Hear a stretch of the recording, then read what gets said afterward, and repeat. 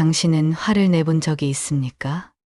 진짜로 가슴속 깊은 곳에서 치밀어 오르는 분노를 그대로 드러내고 목소리를 높이고 당신이 얼마나 억울했는지 말해본 적이 있습니까? 아마도 많은 분들이 고개를 저으실 겁니다. 아니, 어쩌면 그런 질문 자체가 낯설게 느껴질지도 모릅니다. 왜냐하면 당신은 평생 그렇게 살아오지 않았으니까요. 화를 내는 것은 나쁜 사람이 하는 일이라고, 참는 것이 미덕이라고, 가족을 위해서는 내 감정 같은 건 뒤로 밀어두는 게 당연하다고 배워왔으니까요. 당신은 아마도 이런 사람일 겁니다. 부모님의 기대를 저버리지 않으려고 애썼던 장녀였을 것입니다. 가족의 평화를 위해 늘 한 발짝 물러서 있던 며느리였을 것입니다. 가족을 먹여 살리기 위해 몸이 부서져라 일했던 아버지였을 것입니다. 자식들이 원하는 것을 먼저 챙기고 당신의 것은 늘 나중으로 미뤄둔 어머니였을 것입니다. 그렇게 살아온 세월이 어느덧 60년, 70년입니다. 돌아보면 참 많이도 참고 살았습니다. 화가 나도 참았고, 서러워도 참았고, 억울해도 참았습니다. 조금만 더 참으면 괜찮아질 거야. 내가 참으면 다들 편하잖아 라고 스스로를 달랬습니다. 그런데 말입니다. 지금 이 순간 혼자 있을 때 문득문득 떠오르는 생각이 있지 않습니까? 나는 왜 그렇게 살았을까? 내 인생에서 나를 위한 시간은 얼마나 있었을까라는 질문 말입니다. 그 질문 앞에서 가슴 한편이 먹먹해지고 말로 설명할 수 없는 서러움 같은 것이 올라오지 않습니까? 오늘 이 시간은 바로 그런 당신을 위한 시간입니다. 당신이 참아왔던 그 감정들을, 미뤄뒀던 그 마음들을 이제는 천천히 꺼내보는 시간입니다. 여기서는 아무도 당신을 탓하지 않습니다. 당신이 나쁜 사람이어서 그런 감정을 느끼는 게 아니라는 것을, 당신은 이미 충분히 잘 살아왔다는 것을 함께 이야기할 겁니다. 그리고 우리는 한 철학자의 이야기를 빌려올 겁니다. 프리드리히 니체라는 사람입니다. 어렵게 들릴 수 있지만 그의 생각 중 일부는 지금 당신의 마음을 이해하는 데 큰 도움이 될 겁니다. 특히 강함과 약함에 대한 그의 생각은 평생 참고 살아온 당신에게 전혀 다른 시각을 줄 것입니다. 자, 이제 시작해 봅시다. 천천히 마음 편하게 당신의 이야기를 들어볼 시간입니다. 당신이 젊었을 때, 그러니까 20대, 30대였을 때를 떠올려 보십시오. 그때 당신에게 가장 중요했던 가치는 무엇이었습니까? 아마도 인내, 희생, 책임 같은 단어들이 떠오를 겁니다. 그것이 당신이 배운 삶의 방식이었으니까요. 그 시절 부모님 세대는 전쟁을 겪었거나 가난을 뼈저리게 경험한 분들이었습니다. 그분들은 살아남기 위해 이를 악물고 견뎌야 했고, 자식들만큼은 자기들처럼 고생하지 않게 하려고 온 힘을 다했습니다. 그래서 당신에게 가르쳤던 것도 바로 그것이었습니다. 참고 견뎌라. 내 감정보다 가족이 먼저다. 힘들어도 내색하지 마라. 당신은 그 가르침을 충실히 따랐습니다. 장남이었다면 집안의 기둥이 되어야 한다는 무게를 짊어졌습니다. 부모님을 모시고 동생들 뒷바라지하고 집안 대소사를 책임졌습니다. 장녀였다면 어머니의 일손을 거들고 동생들을 돌보고 결혼해서는 시댁과 친정 사이에서 줄타기를 했습니다. 아버지였다면 가족을 먹여 살리기 위해 아침 일찍 집을 나가 밤늦게 돌아왔습니다. 몸이 아파도 마음이 지쳐도 내색하지 않았습니다. 왜냐하면 당신이 무너지면 가족 전체가 흔들린다고 믿었으니까요.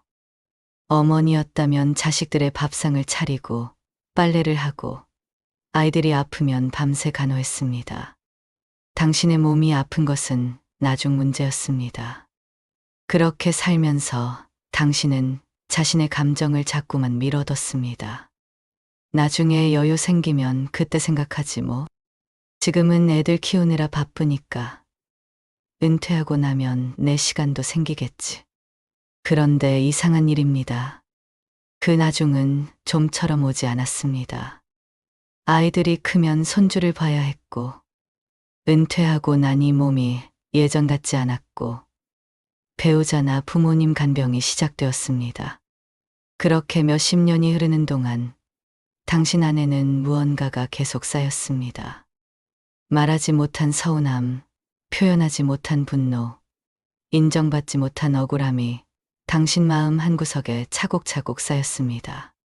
마치 오래된 창고처럼 당신은 그 감정들을 어둠 속에 밀어 넣어두고 문을 잠가 버렸습니다. 내가 참으면 다 괜찮아진다. 이것이 당신의 주문이었습니다. 그리고 실제로 많은 경우 당신이 참으면 집안이 평화로웠습니다. 싸우지 않았고 소란스럽지 않았습니다. 그래서 당신은 내가 잘하고 있구나라고 생각했습니다. 하지만 그 믿음에는 그림자가 있었습니다.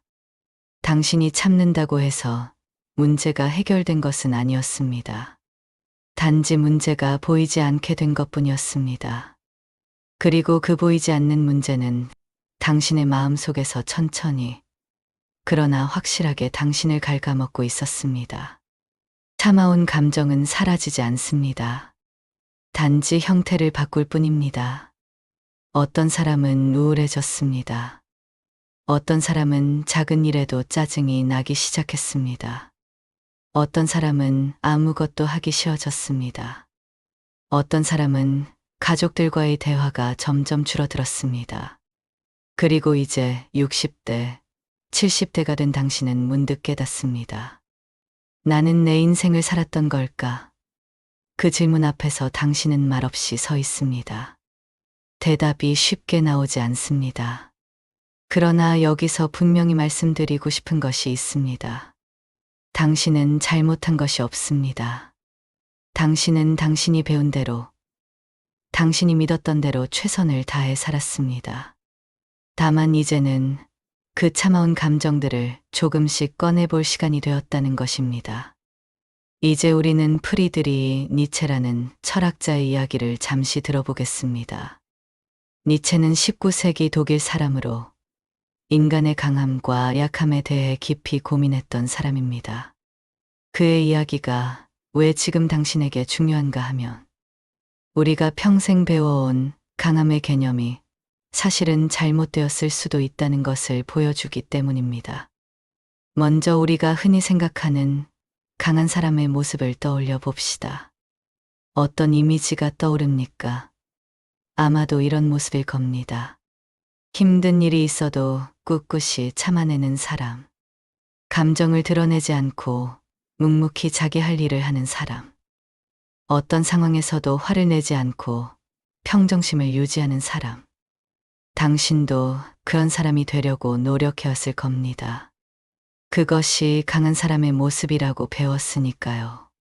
참고 견디는 것, 감정을 억누르는 것, 다른 사람을 위해 자신을 희생하는 것. 이것들이 강함의 증거라고 믿었습니다. 그런데 니체는 전혀 다른 이야기를 합니다.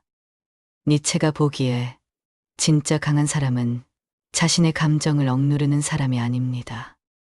오히려 자신의 욕구와 감정을 솔직하게 인정하고 그것을 당당하게 표현할 수 있는 사람입니다. 자기 삶을 스스로 선택하고 다른 사람의 시선이나 평가에 휘둘리지 않는 사람입니다. 니체는 이런 사람들을 주인 도덕을 가진 사람들이라고 불렀습니다. 이들은 자기 자신의 기준으로 살아갑니다. 이것이 나에게 좋은가? 이것이 나를 살아있게 만드는가를 기준으로 판단합니다. 다른 사람이 뭐라고 하든 자신의 삶을 당당하게 살아갑니다. 반대로 니체는 노예 도덕에 대해서도 이야기합니다. 이것은 약한 사람들이 만들어낸 가치 체계입니다. 이들은 강한 사람들을 이길 수 없으니까 다른 방법을 찾습니다. 바로 도덕과 미덕이라는 이름으로 강한 사람들을 비난하는 것입니다. 예를 들어 봅시다. 자기 욕구를 당당하게 표현하는 사람을 보면서 저 사람은 이기적이야 라고 말합니다. 자기 의견을 분명히 말하는 사람을 보면서 저 사람은 교만해 라고 말합니다. 그리고 반대로 참고 견디는 사람을 칭찬합니다. 저 사람은 겸손해. 저 사람은 희생적이야. 저 사람은 착해 라고 말하면서요. 여기서 중요한 것은 이런 칭찬이 진심에서 나온 것이 아니라는 점입니다. 니체가 보기에 이것은 일종의 원한에서 나온 것입니다. 강하게 살 수 없는 사람들이 참고 견디는 것을 미덕으로 포장함으로써 스스로를 정당화하는 것입니다. 조금 어려운 이야기일 수 있습니다. 하지만 당신의 삶에 적용해보면 이해가 될 겁니다. 당신이 평생 들어온 말들을 떠올려 보십시오. 참는 게 미덕이다. 화내는 건 나쁜 거다. 자기를 내세우지 마라. 겸손해야 한다. 이 말들이 정말 당신을 위한 말이었습니까? 아니면 당신이 참고 살아야 다른 사람들이 편했기 때문에 만들어진 말은 아니었습니까? 니체의 시각에서 보면 당신이 참고 살아온 것은 강해서가 아닙니다. 오히려 당신은 참는 것이 착한 것이라는 도덕에 갇혀 있었던 것입니다. 진짜 강함은 자신의 감정을 느끼고 인정하고 필요하다면 표현할 수 있는 용기입니다. 물론 니체의 말을 액면 그대로 받아들일 필요는 없습니다. 니체 자신도 극단적인 면이 있었고 그의 모든 생각이 옳다고 할 수는 없습니다. 하지만 적어도 이것만은 분명합니다. 우리가 배워온 강함의 정의는 의심해 볼 필요가 있다는 것입니다. 당신이 참아온 것이 정말 강함의 증거였습니까? 아니면 당신은 그저 착한 사람이라는 틀 안에 갇혀서 자신의 진짜 감정을 억누르며 살아온 것은 아닙니까? 이 질문은 당신을 비난하기 위한 것이 아닙니다. 오히려 당신을 자유롭게 하기 위한 것입니다. 이제는 그 틀에서 벗어나도 된다는 것을, 당신의 감정을 느끼고 표현하는 것이 나쁜 게 아니라는 것을 말하기 위함입니다. 그렇다면 우리 사회에서 참음은 언제부터 이렇게 중요한 미덕이 되었을까요? 왜 당신은 평생 참는 것이 당연하다고 생각하며 살아왔을까요? 이것을 이해하려면 한국 사회의 가족 구조와 역사를 조금 들여다봐야 합니다. 당신이 태어나고 자란 시대, 그러니까 1940년대부터 1960년대 사이의 한국은 어땠습니까? 전쟁의 상처가 채 아물지 않았고 가난이 온 나라를 짓눌렀던 시절이었습니다. 그 시절 가족은 생존의 단위였습니다. 개인이 혼자 살아남을 수 없었습니다. 가족이 뭉쳐야만 겨우 먹고 살 수 있었습니다. 그래서 가족의 화합과 질서가 무엇보다 중요했습니다. 개인의 욕구나 감정 같은 것은 사치였습니다. 그런 것에 신경 쓸 여유가 없었습니다. 이런 환경에서 참음은 생존 전략이었습니다. 가족 안에서 누군가 자기 감정을 앞세우면 가족 전체가 흔들렸습니다. 그래서 모두가 참아야 했습니다. 특히 특정한 역할을 맡은 사람들은 더더욱 참아야 했습니다. 장남이었던 당신을 떠올려 봅시다. 장남은 집안의 기둥이었습니다. 아버지 다음으로 가족을 책임져야 하는 사람이었습니다. 부모님을 모시고 동생들을 챙기고 제사를 지내고 집안의 대소사를 주관했습니다. 장남에게는 불평할 권리가 없었습니다. 내가 장남이니까 당연한 거야 라는 말로 모든 것이 정리되었습니다. 장녀였던 당신은 어땠습니까? 집안의 일을 거들고 동생들을 돌보고 어머니의 빈자리를 채워야 했습니다. 그러다 결혼하면 남편의 집으로 가서 또 다른 역할을 맡았습니다. 시댁 식구들을 섬기고 시어머니의 말씀을 따르고 남편을 뒷바라지했습니다. 당신의 의견이나 감정은 중요하지 않았습니다. 며느리의 삶은 더 가혹했습니다. 낯선 집에 들어가서 모든 것을 새로 배워야 했습니다. 그 집안의 방식에 맞춰야 했습니다. 잘못하면 시어머니에게, 시누이에게, 시동생에게까지 눈치를 봐야 했습니다. 친정이 그리워도 서러워도 화가 나도 참아야 했습니다. 며느리가 그러면 안 되지라는 말 한마디면 충분했습니다. 아버지였던 당신은 또 어땠습니까? 가족을 먹여 살리는 것이 당신의 의무였습니다. 힘들어도 지쳐도 그만두고 싶어도 그럴 수 없었습니다. 왜냐하면 당신이 무너지면 가족 전체가 무너지니까요. 직장에서 모욕을 당해도 상사에게 억울한 일을 겪어도 집에 돌아와서 가족들에게 내색할 수 없었습니다. 아버지가 그러면 안 되지라는 무언의 압박이 있었습니다. 어머니였던 당신은 가족 모두를 돌보는 사람이었습니다. 새벽부터 밤늦게까지 집안일을 했습니다. 밥을 하고 빨래를 하고 청소를 하고 아이들을 돌봤습니다. 당신의 몸이 아픈 것은 나중 문제였습니다. 가족들이 먼저였습니다. 어머니는 늘 강해라는 말 뒤에 당신의 아픔은 보이지 않았습니다. 이런 역할들은 단순히 집안일을 나누는 것이 아니었습니다. 이것은 일종의 사회적 계약이었습니다. 당신은 이 역할을 맡아야 하고, 그러려면 당신의 감정은 뒤로 미뤄야 한다는 암묵적인 약속이었습니다. 그리고 놀라운 것은 이런 희생을 하면 칭찬을 받았다는 점입니다. 저 사람 참 착해.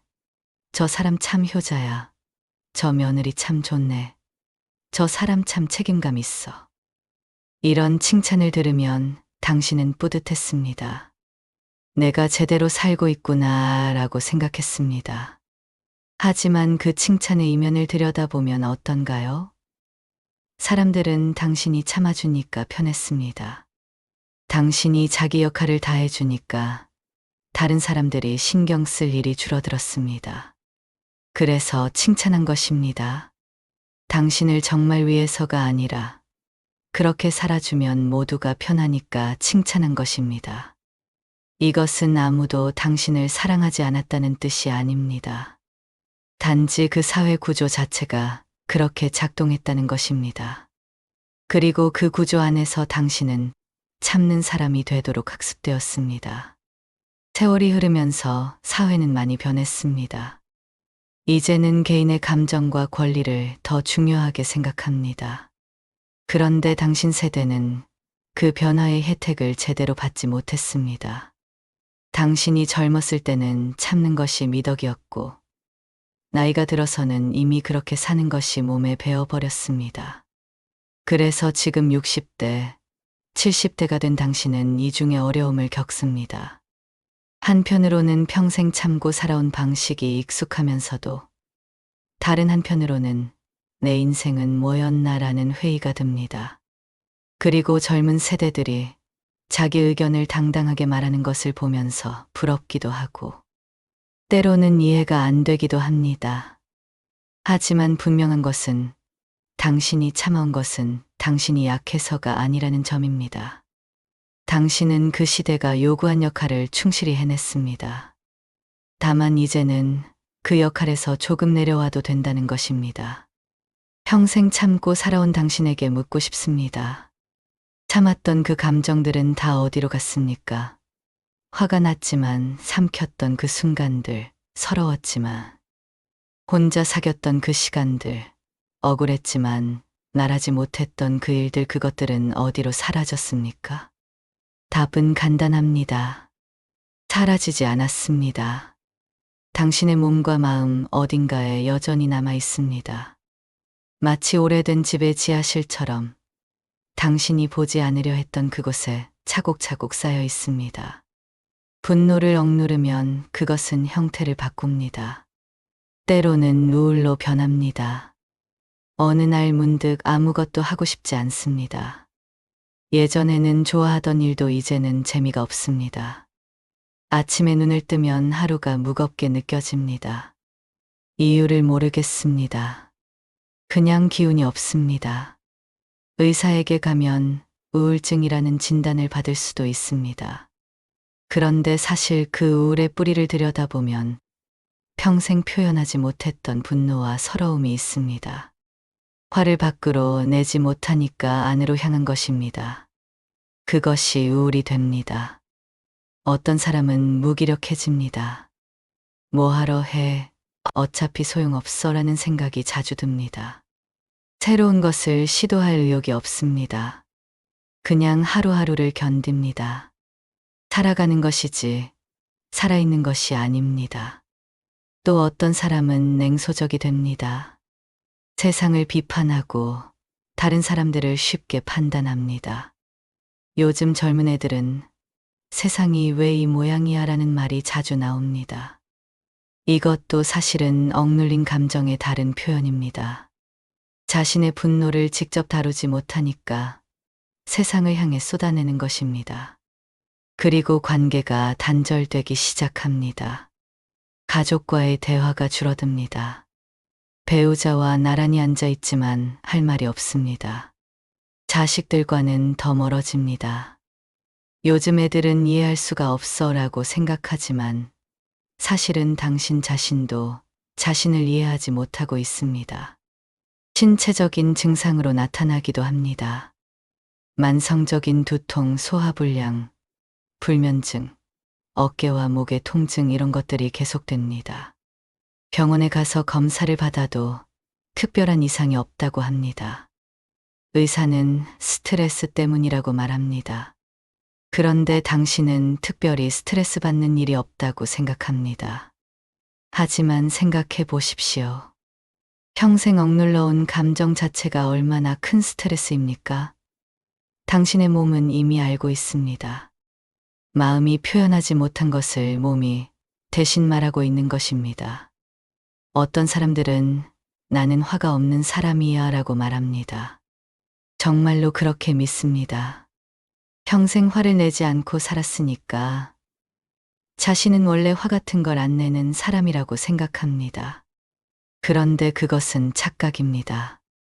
화가 없는 게 아니라 화를 느끼지 못하도록 스스로를 훈련시킨 것입니다. 마치 오랫동안 묶여있던 발처럼 감정도 너무 오래 억눌러두면 감각이 무뎌집니다.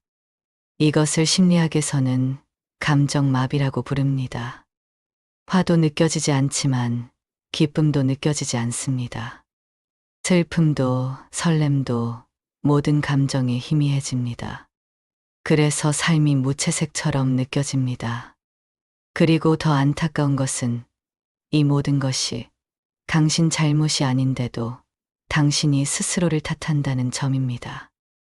내가 의지가 약해서 일어나 나이 들어서 그런가 봐. 원래 나는 이런 사람인가 봐. 이렇게 자신을 탓하면서 정작 진짜 문제는 보지 못합니다. 진짜 문제는 이것입니다. 분노는 사라지지 않습니다. 분노는 단지 방향을 바꿀 뿐입니다. 밖으로 표현하지 못하면 안으로 향합니다. 타인에게 쏟아내지 못하면 자기 자신을 향합니다. 그래서 우울해지고 무기력해지고 자기 자신을 싫어하게 됩니다. 이것이 평생 감정을 억누르고 살아온 사람들이 겪는 고통입니다. 겉으로는 평온해 보이지만 안에서는 천천히 무너지고 있는 것입니다. 그런데 여기서 희망적인 것은 이것이 영원한 상태가 아니라는 점입니다. 억눌린 감정은 여전히 당신 안에 있습니다. 그것은 다시 꺼낼 수 있습니다. 늦지 않았습니다. 60대든 70대든 80대든 상관없습니다. 지금이라도 당신의 감정을 다시 만날 수 있습니다. 그리고 그것이 바로 치유의 시작입니다. 억눌린 분노를 인정하는 것, 참아왔던 서러움을 느끼는 것, 그것이 회복의 첫걸음입니다. 당신은 약해서 그런 감정을 느끼는 게 아닙니다. 오히려 이제야 진짜 당신을 만나고 있는 것입니다. 다시 니체의 이야기로 돌아가 봅시다.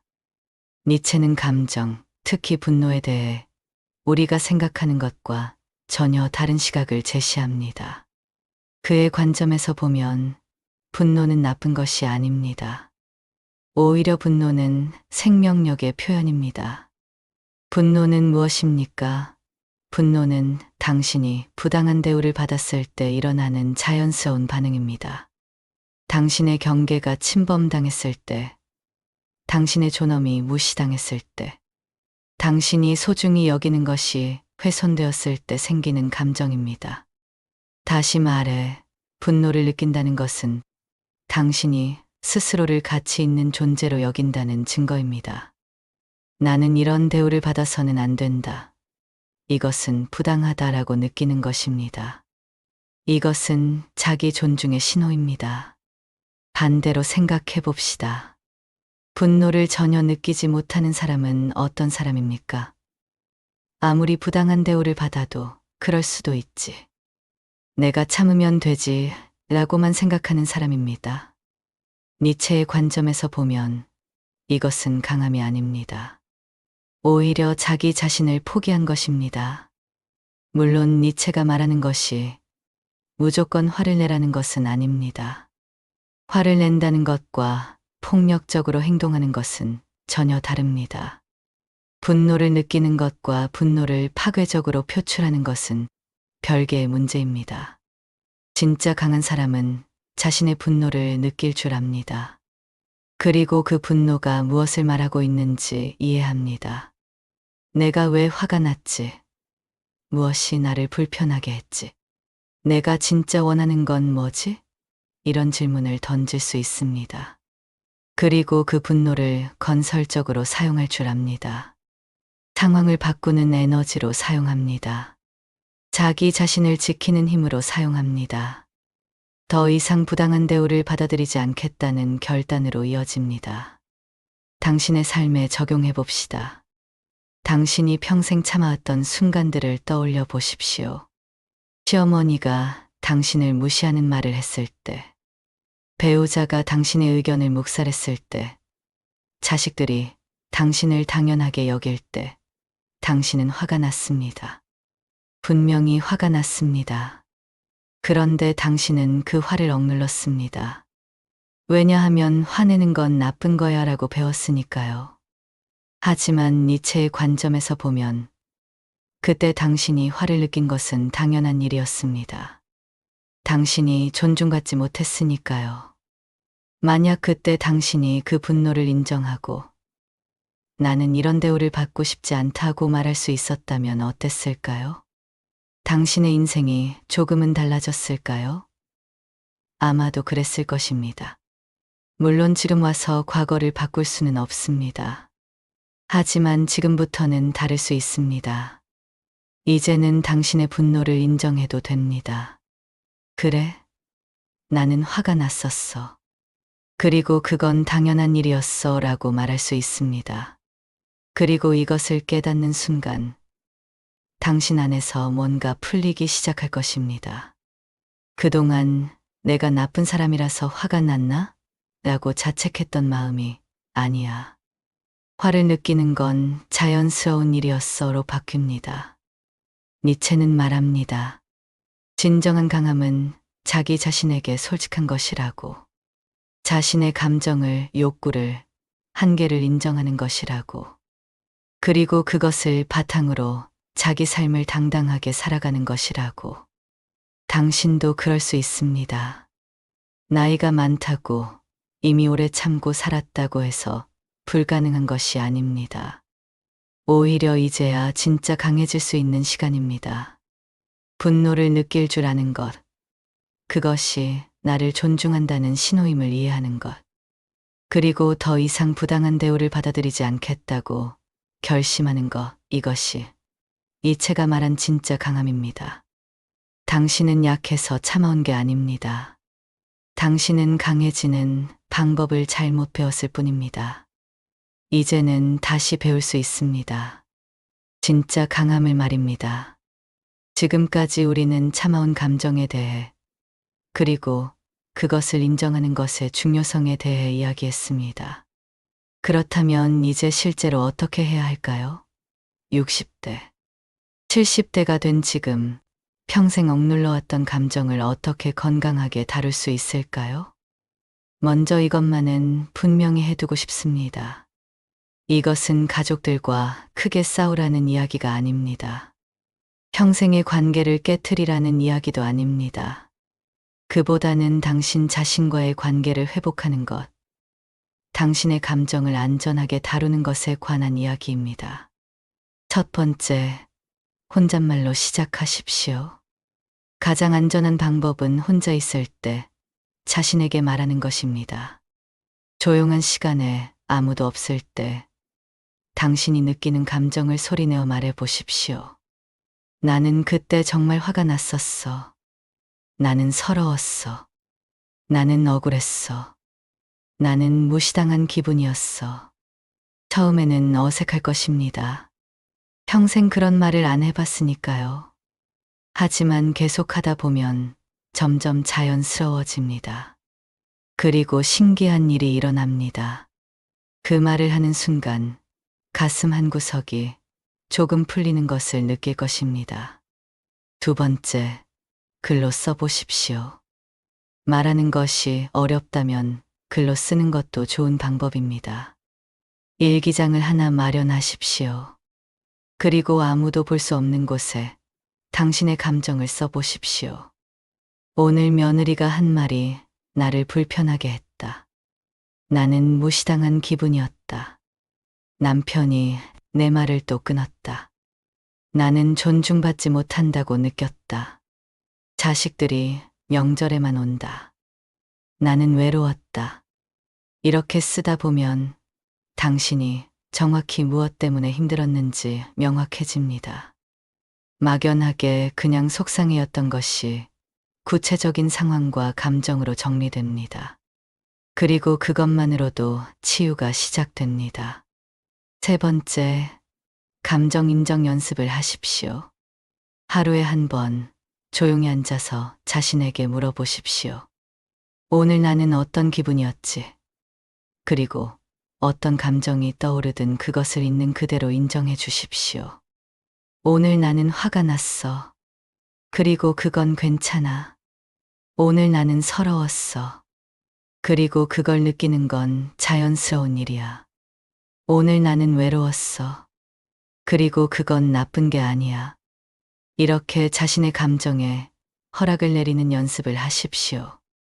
감정을 느끼는 것이 나쁜 것이 아니라는 것을 스스로에게 계속 말해 주십시오. 네 번째, 거리 두기를 시도해 보십시오.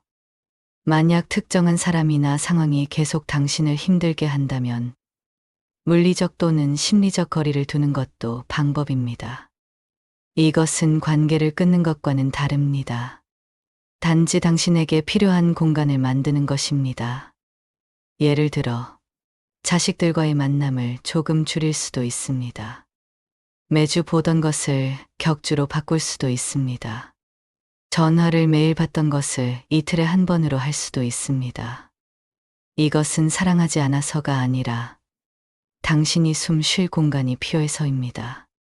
그리고 누군가 당신에게 부당한 요구를 할 때 아니요라고 말하는 연습을 하십시오. 처음에는 매우 어려울 것입니다. 평생 그런 말을 안 해봤으니까요. 하지만 한번 해보면 두 번째는 조금 쉬워집니다. 미안하지만 이번에는 못 갈 것 같아요. 그건 내가 할 수 있는 일이 아니에요. 나도 내 시간이 필요해요. 이런 말들이 이기적으로 들릴까봐 두렵습니까? 그렇지 않습니다. 이것은 자기 존중입니다. 당신도 당신의 시간과 에너지를 지킬 권리가 있습니다. 다섯 번째, 나를 위한 선택을 하십시오. 평생 다른 사람을 위해 선택해왔다면 이제는 당신을 위한 선택을 해도 됩니다. 작은 것부터 시작하십시오. 오늘 저녁에 무엇을 먹고 싶은지 물어보십시오. 가족들이 원하는 것이 아니라 당신이 원하는 것을 선택하십시오.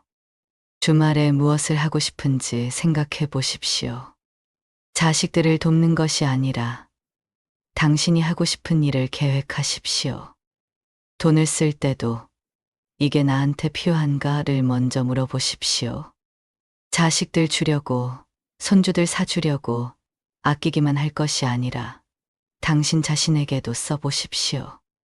이런 작은 선택들이 모여서 당신은 점점 당신 자신의 삶을 되찾게 될 것입니다. 그리고 하나 더 중요한 것이 있습니다. 모두가 이해해 줄 필요는 없습니다. 당신이 이제 조금씩 변화하기 시작하면 어떤 사람들은 불편해할 수 있습니다. 왜 갑자기 이러세요? 예전에는 안 그러셨는데 같은 말을 들을 수도 있습니다. 그때 당신은 흔들릴 수 있습니다. 내가 잘못하는 건가? 내가 이기적인 건가? 하고 의심할 수 있습니다. 하지만 기억하십시오. 당신은 잘못한 것이 없습니다. 단지 이제야 당신 자신을 돌보기 시작한 것뿐입니다. 모두가 당신의 변화를 좋아할 필요는 없습니다. 중요한 것은 당신이 당신 자신을 좋아하기 시작하는 것입니다. 당신이 당신의 삶을 존중하기 시작하는 것입니다. 지금이라도 늦지 않았습니다. 60대든 70대든 80대든 상관없습니다. 당신의 감정을 느끼고 인정하고 표현하는 것은 언제나 가능합니다. 그리고 그것이 당신을 진짜로 자유롭게 할 것입니다. 이제 우리 이야기의 끝에 왔습니다. 하지만 이것은 끝이 아니라 시작입니다. 당신의 새로운 시작 말입니다. 지금까지 당신이 살아온 삶을 되돌아봅시다. 당신은 정말 많은 것을 견뎌왔습니다. 가난을 견뎠고, 고된 노동을 견뎠고, 가족의 무게를 견뎠습니다. 당신 자신의 감정까지도 견뎌냈습니다. 그런 당신에게 세상은 무엇라 말했습니까? 참 착하다, 참 훌륭하다, 참 강하다라고 말했습니다. 그리고 당신도 그렇게 믿었습니다. 내가 참는 것이 강한 것이라고, 내가 희생하는 것이 사랑이라고 믿었습니다. 하지만 이제 우리는 압니다. 진짜 강함은 그게 아니었다는 것을. 진짜 강함은 자신의 감정을 느끼고 인정하는 것이라는 것을.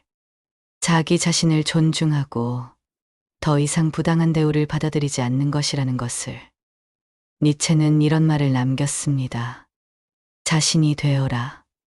가장 단순하지만 가장 어려운 말입니다. 평생 다른 사람의 기대에 맞춰 살아온 사람에게 이제 자기 자신이 되라고 말하는 것입니다. 하지만 지금이 바로 그 시간입니다. 60대, 70대가 된 지금이야말로 진짜 자기 자신이 될 수 있는 시간입니다. 더 이상 증명할 것도 없고 누구에게 보여줄 필요도 없습니다. 이제는 단지 당신으로 살아가면 됩니다. 당신이 참아온 것은 약해서가 아닙니다. 당신은 그 시대가 요구한 역할을 충실히 해냈습니다.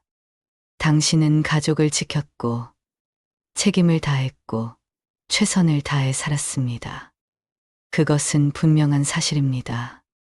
하지만 이제는 내려놓아도 됩니다. 그 무거운 짐을 조금씩 내려놓아도 됩니다. 더 이상 모든 것을 혼자 짊어지지 않아도 됩니다. 당신의 감정을 느끼고 당신의 필요를 말하고 당신을 위한 선택을 해도 됩니다. 이것은 이기적인 것이 아닙니다. 이것은 자기 존중입니다. 이것은 나쁜 것이 아닙니다. 이것은 용기입니다. 분노를 느끼는 것, 서러움을 인정하는 것, 억울함을 말하는 것, 이 모든 것이 당신을 나쁜 사람으로 만들지 않습니다. 오히려 당신을 진짜 당신으로 만들어줍니다. 그리고 그때 당신은 진정으로 자유로워질 것입니다. 누군가의 기대에서 자유로워지고 착한 사람이라는 틀에서 자유로워지고 참아야 한다는 강박에서 자유로워질 것입니다. 니체는 살아갈 이유를 아는 사람은 어떻게든 살아갈 수 있다고 말했습니다. 지금까지 당신의 삶의 이유는 다른 사람들이었습니다. 가족이었고 자식이었고 책임이었습니다. 하지만 이제 당신의 삶의 이유를 바꿔도 됩니다. 이제는 당신 자신이 당신 삶의 이유가 되어도 됩니다. 당신이 행복하기 위해, 당신이 편안하기 위해, 당신이 존중받기 위해 사는 것입니다. 그것이 이기적으로 들립니까? 아닙니다. 평생 다른 사람을 위해 살아온 사람이 이제 자신을 위해 사는 것, 그것은 당연한 권리입니다. 오히려 늦었다면 늦었지, 이르지 않습니다. 지금부터의 삶은 다를 수 있습니다. 매일이 극적으로 바뀌지는 않을 것입니다. 하지만 작은 것들이 달라질 것입니다. 아침에 눈을 뜰 때 조금 더 가벼워질 것입니다. 자신을 대할 때 조금 더 부드러워질 것입니다. 다른 사람의 말에 조금 덜 흔들릴 것입니다. 그리고 언젠가 거울을 보면서 이렇게 말할 수 있을 것입니다. 나는 잘 살았어. 그리고 이제는 나를 위해 살 거야. 당신은 약해서 참아온 게 아닙니다. 당신은 강했습니다. 너무나 강했기에 모든 것을 견딜 수 있었습니다. 하지만 이제는 다른 방식으로 강해질 시간입니다. 자신을 억누르지 않는 강함, 자신의 감정을 인정하는 강함, 자기 자신을 존중하는 강함을 가질 시간입니다. 니체가 말했던 것처럼 진정한 강함은 자기 자신이 되는 것입니다. 당신도 이제 당신이 되십시오. 누군가의 부모가 아니라, 누군가의 배우자가 아니라, 역할이 아니라, 그냥 당신 자신으로 사십시오. 그리고 기억하십시오. 삶은 언제든 다시 시작할 수 있습니다. 60대도, 70대도, 80대도 새로운 시작에는 늦지 않습니다. 오늘이 당신의 새로운 첫날이 될 수 있습니다. 당신이 평생 참아왔던 그 감정들을 이제는 천천히 풀어주십시오. 그것이 당신을 자유롭게 할 것입니다. 그리고 남은 인생을 진짜 당신의 인생으로 살아가십시오. 세상이 당신을 어떻게 평가하든, 가족이 어떻게 반응하든, 그것은 이제 중요하지 않습니다. 중요한 것은 당신이 당신 자신을 어떻게 대하느냐입니다. 당신이 당신의 감정을 존중하느냐입니다. 당신이 당신의 삶을 선택하느냐입니다. 마지막으로 이것만은 꼭 기억하십시오. 당신은 혼자가 아닙니다. 같은 시대를 살아온 수많은 사람들이 당신과 같은 마음을 품고 있습니다. 참아왔던 감정들을, 억눌렀던 분노를, 말하지 못했던 서러움을 가슴에 안고 살아왔습니다. 그리고 지금 이 순간에도 많은 사람들이 조금씩 변화하고 있습니다. 자신의 감정을 인정하고, 자신을 위한 선택을 시작하고, 진짜 자기 자신이 되어가고 있습니다. 당신도 그 중 한 사람이 될 수 있습니다. 용기를 내십시오. 크게 용기를 낼 필요는 없습니다. 아주 작은 용기면 충분합니다. 오늘 하루 당신의 감정을 인정하는 용기. 내일 당신이 원하는 것을 선택하는 용기. 그 다음 날 당신을 위해 아니요라고 말하는 용기. 그 작은 용기들이 모여서 당신의 삶을 조금씩 바꿔갈 것입니다. 그리고 어느 날 뒤돌아보면 당신은 많이 달라져 있을 것입니다. 더 자유롭고, 더 평화롭고, 더 당신다워져 있을 것입니다. 니체는 이렇게 말했습니다. 나무가 하늘에 닿으려면 그 뿌리는 지옥까지 내려가야 한다. 당신이 지금 마주하고 있는 고통스러운 감정들, 억눌렸던 분노와 서러움은 당신의 뿌리입니다. 그것을 인정하고 받아들일 때 당신은 비로소 하늘을 향해 뻗어나갈 수 있습니다. 더 이상 참지 않아도 됩니다. 더 이상 자신을 억누르지 않아도 됩니다. 더 이상 다른 사람의 기대에 맞춰 살지 않아도 됩니다. 이제는 당신이 당신으로 살 시간입니다. 그리고 그것이야말로 진정한 강함입니다. 당신이 느끼는 모든 감정에는 이유가 있고 그 감정을 느끼는 당신은 용감한 사람입니다. 당신의 평생이 담긴 그 무게를 오늘만큼은 조금 내려놓으셔도 좋습니다. 당신은 충분히 잘 살아왔고, 이제는 충분히 쉬어갈 자격이 있습니다. 내용이 도움이 되었다면 구독과 좋아요 눌러주세요. 영상을 제작하는데 큰 도움이 됩니다. 감사합니다.